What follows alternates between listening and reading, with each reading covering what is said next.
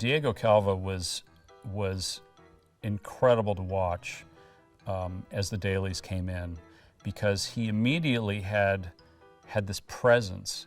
I mean, he could kind of own the screen. You could just, there were moments where I would just want to stay on him and not cut. I just want to stay on this look he was giving. And there was something in his eyes. I think great actors have it. They can own the screen. And I was really delighted and amazed that, it was beyond my wildest dreams where Diego could do that. And he could do that in scenes with Brad Pitt, with Margot Robbie, with Gene Smart, with all the characters. He could kind of hold his own. And that's a unique quality, and not every actor has that. A lot of actors don't have it, but some of the best, in my experience, some of the best definitely have it. And Diego, he just has something, and I'm looking forward to seeing more of him and seeing what he does next. The thing he talked about with Babylon was that this was going to be a true ensemble. That's what he hoped for the movie. This would be a true ensemble. So in a way, it was much more challenging than the previous movies we had done together, because with the previous movies, we could essentially boil things down to the two-hander. This, we couldn't do that. This really was, how do you find the way to tell the story and not lose sight of each one of these characters? All of them were, Damien, were equally important. And they all sort of played off of each other.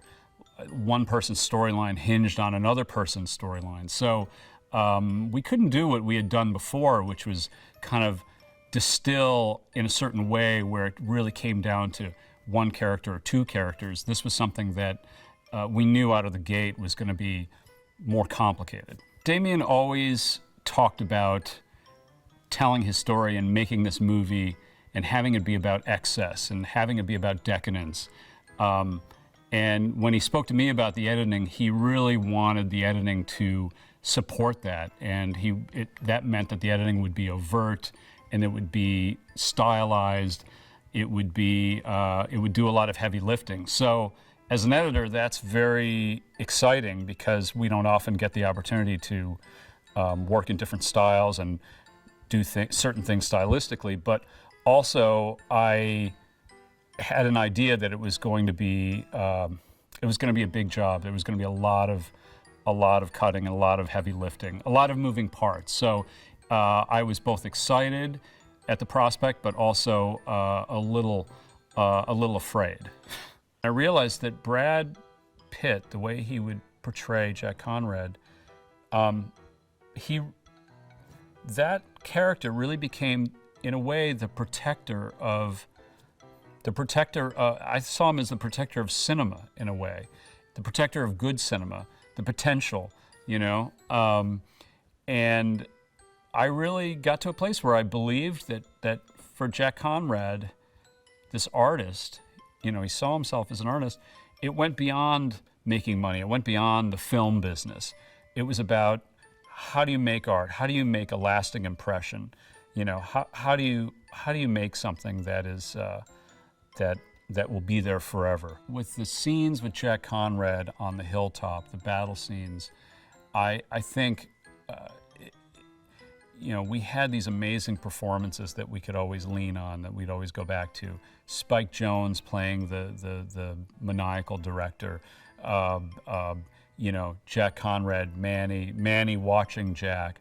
I think all of these things were the heart of that scene, of that section.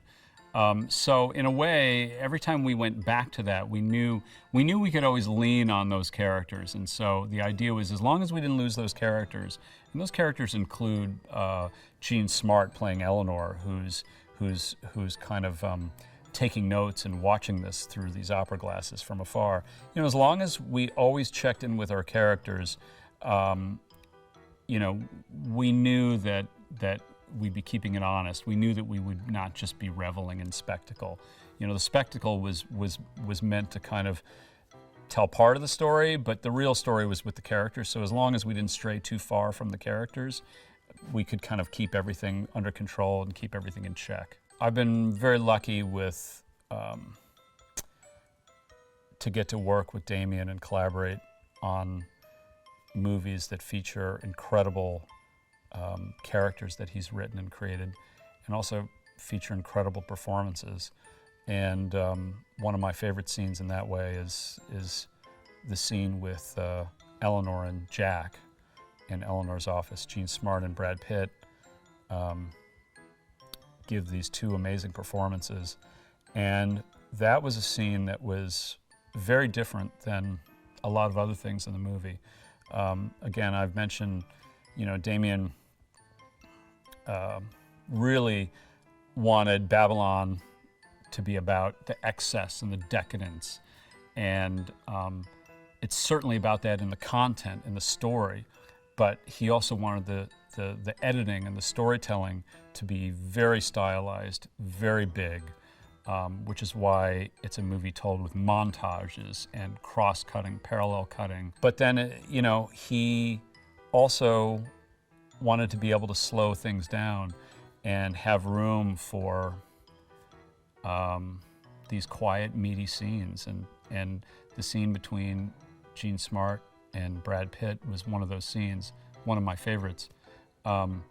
That's something as an editor, you know, you just try to stay out of the way of the actors. You try to help the characters by showcasing certain moments and certain reactions. And in that way, it was abundance of riches, all the dailies coming in.